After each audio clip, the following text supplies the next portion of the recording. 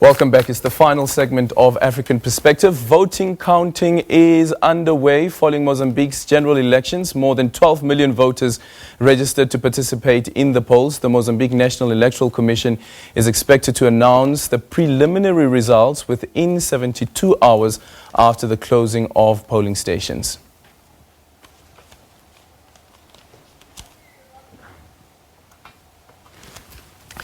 The campaign period exposed Mozambique as a fragile nation when violence during that period claimed at least 250 lives in the northern and central parts of the country. Many are hoping that their votes will translate to a whole new era, bringing to an end the current political intolerance and infighting among some parties. And they hope the election results will bring about a Mozambique that is corruption-free and citizen-centered. While the Independent Electoral Commission in Botswana says it's all systems go for the country's 12th general election, Batswana expected to hit to the polls next week on the 23rd of October. Out of the 1.6 million eligible voters, only 925,000 people have registered to vote. 4 political parties, including the ruling Botswana Democratic Party, have registered for the presidential candidature race. The clock is ticking for political parties to lobby enough votes to not only find a seat in parliament, but to also be declared the ruling majority of the 57 seats available in parliament. While this year's voter registration recorded an 18% decline in voter registrations, those who've registered are more than ready to make their vote count. I'm going to vote, but I expect them to create jobs for us. I am ready to vote. I want to do it for my children's future. Let us vote, Batswana. Let us vote for a party that will lead us into the future. Meanwhile, the IEC says over 2,000 voting stations will be established across the country ahead of elections. The voting population of Botswana is around 1.6 million, but during registration, having set a target of 80%, which was around 1.3 million, we managed to register 925,000 voters, and which translated into 73% of our target. The IEC says 210 candidates have been nominated for the National Assembly and 57 constituencies are up for grabs for parliamentary seats and 490 local government seats. Sinkala Hihi, SABC News, Gaborone, Botswana.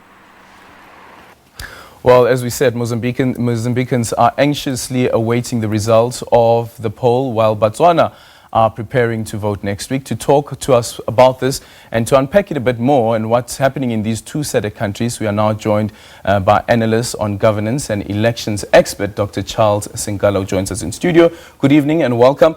I looked at this and I was like, so here you have two political parties, the BDP in Botswana and you have Frelimo in Mozambique. And I asked myself that what are the chances actually of these political parties who have been governing since independence ever being deposed through the vote, of course?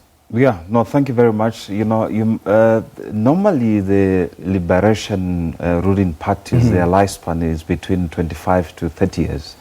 You know, and from that time they actually expire because they run out of ideas. And it's only fair in democratic Africa that they give opportunity for participation and free elections for other political parties to participate. You know, but, you know, elections in Africa has been one of the biggest competition, you know, where there's so much violence and no clear agenda or desire what the people they want. Part of it, largely, other people might speak that it's because of lack of voters' education, and also it has been tended to be a competition of thieves, you know, in looting the national resources rather than a competition of ideas to govern the country. When I spoke to the former president of Mozambique, Chisano, and I asked him this question, that is it really democratic to have one political party that governs over 45 years? And he said to me, well, it is the choice of the people. And he may be correct in that it is the choice of the people. But then you have on the other end opposition parties who are saying that actually the elections are being rigged year in, year out during the cycle of the polls. Yes, you know, democracy was franchised in Africa from United States of America. In America, they've got systems which are systematic to protect the governance and to make sure that there's free and fair of elections. In Africa, there's no boundaries. You know, people might stay in power for more than even 7 years. Sometimes they can even extend their term. That has happened before. You know, you cannot really tell or ask a political party to step down. You know, it's not going to happen in Africa. And I think Frelimo, you know, they've been gripping up on power and they've been winning the elections as the people has been deciding. You know, if we have to take it, that is, they've been free and fair elections. But Mozambique is such a different country, you know, which has gone through different segments of violence and war. You must remember very well that post the 1975 election, I mean independence, yes, immediately after that, in the month of June 1965, after exactly 8 months or less than 9 months, they entered into a civil war in 1976. You know, that civil war took them for over 16 years. And you know, it's because of the way, you know, if Eduardo Madeleine was still alive and he was still, you know, continued with his paradigm of trying to, you know, manage the transition of power. But the way President Samora Machel, the way they took it in the military way, if you look at the flag of Mozambique, one would dissect it in a way that would be so shocked that only the fine lines of the white color in the national flag of actually, there's Mozambique. The flag on the screen now. Exactly. That signifies peace. That's the only line. The red in the triangle signifies the struggle. And in the triangle, the emblem of the country, there is a firearm there, an AK-47. So this is a country which has been built on the national flag, which was adopted on the 1st of May 1963. You know, to govern and have a direction of the country. But one also might understand the Frelimo, where they are coming from, that they were part and parcel of the civil war, and also they were part and parcel of the liberation of Mozambique in totality. But you know, you must understand that and remember very well that history has it that the Zimbabwean government in 1975, 1976, and in South African government at the time, they had to make sure to start funding the Renamos. These Renamos have been classified as the rebels who were, you know, whatever. But whatever the case is, the direction of Mozambique should have been in the reconciliation like the way it happened in South Africa. And I think I'm glad that South Africa took that long to get liberated. I think the ANC, they took the lessons from whatever the country which was happening. The only thing which can resolve Mozambique at the time being for now is a government of national unity. Elections is not going to work. Because even though the peace agreement has been signed between the two parties, some analysts say that if Renamo does not get anything out of these elections, they fear that these elections would be declared, at least from Renamo's side, that they were not free and fair, and for that reason not credible. So far, Mohamed already made it very clear that if these elections will come out not to his favor, he's going to arm back again his people. You know, they believe in violence, they believe in arms, you know, and I think the elections are not going to, we have seen how, you know, they have been victimized, and, you know, some of the polling stations has been delayed or cancelled, 10 of them has been delayed. And also one will find out that in Gaza, the province, you know, where the stronghold is for Frelimo, they have actually added the 300,000 voters on the voters registration. You know, and if you compare that number to the census which was previously made, there's a very big disparity, you know, very big difference. So the elections already, it's not going to create peace. The document they signed on an agreement, it was just a document. That document is not going to hold anything. What the president, whoever is going to win the elections, what they have to do is now create a government of national unity, like where the way ANC has it, like with the South African Communist Party, you know, and try to look at the country National Party, and the National Party, you know, and to start try to building up the country.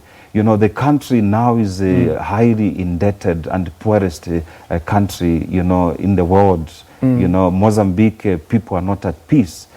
Part of the budget, more than 50% of the budget is funded by the international community, the IMF, you know, so they don't have much of this today. And now they've got another new kid on the block now, the Islamic insurgents, you know, who have taken the northern part of Mozambique because of the discovery of oil and gas.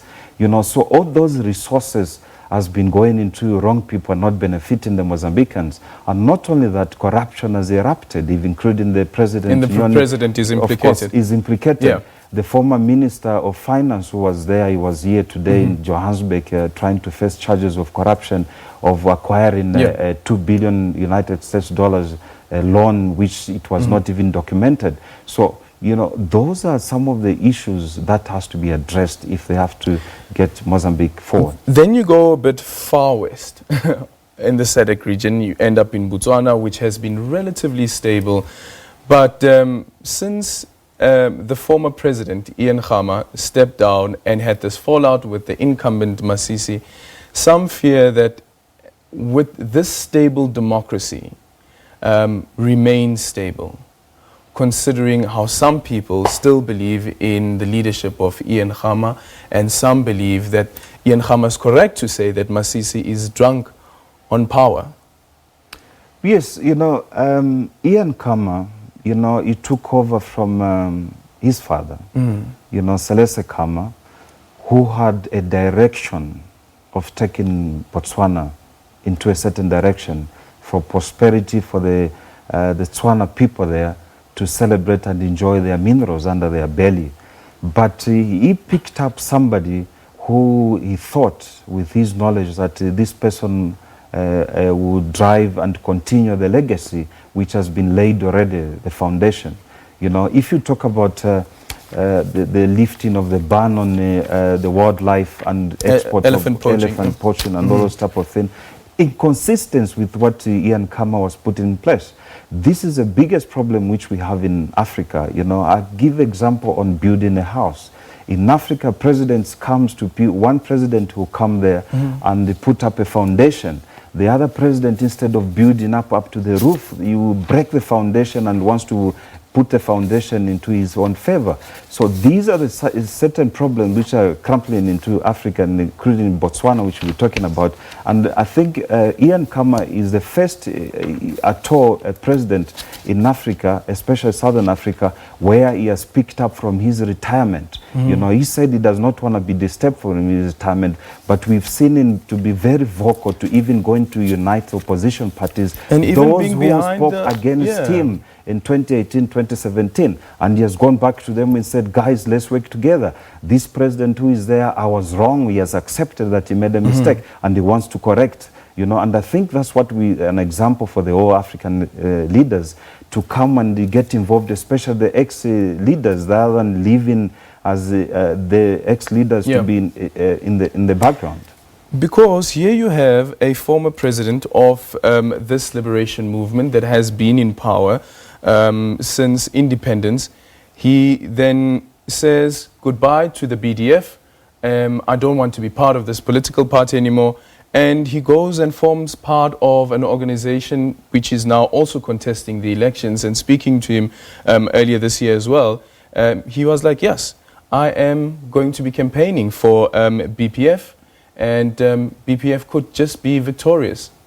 Of course, you know, that's what we need. We need. What are the chances, though, of BPF being victorious in chances? And BPF has just been lost. You know, if an ex-president comes out of retirement and stands up, the time is going to cast his own votes or her vote, and supports and recommends. And that's what we need in democracy in Africa, because if we do not have that, because that person has got experience, you know, he was a former president and he made mistakes, and when he made mistakes, he realized that these mistakes should not be there. And, you know, Ian Kamai had so much faith in his political party, BDM, Botswana Democratic Party, which was founded by his father and all other veterans.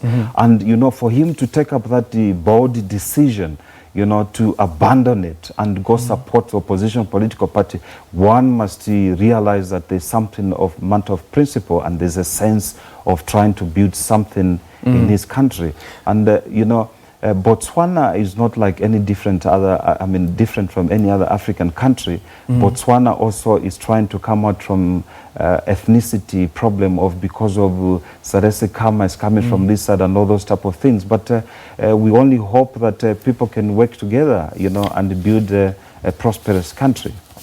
Dr. Sinkala, thank you so much for your time. We're actually going to be watching those elections very closely. They'll be taking place next week, Wednesday. During this time, they'll probably be starting with all the counting. That's all we have time for you on Africa's Perspective. Next week on the show, we'll be looking at the outcomes of the Mozambican election. And of course, as just mentioned, the voting in Botswana. We'll also unpack SADC countries' campaign for lifting of sanctions against Botswana.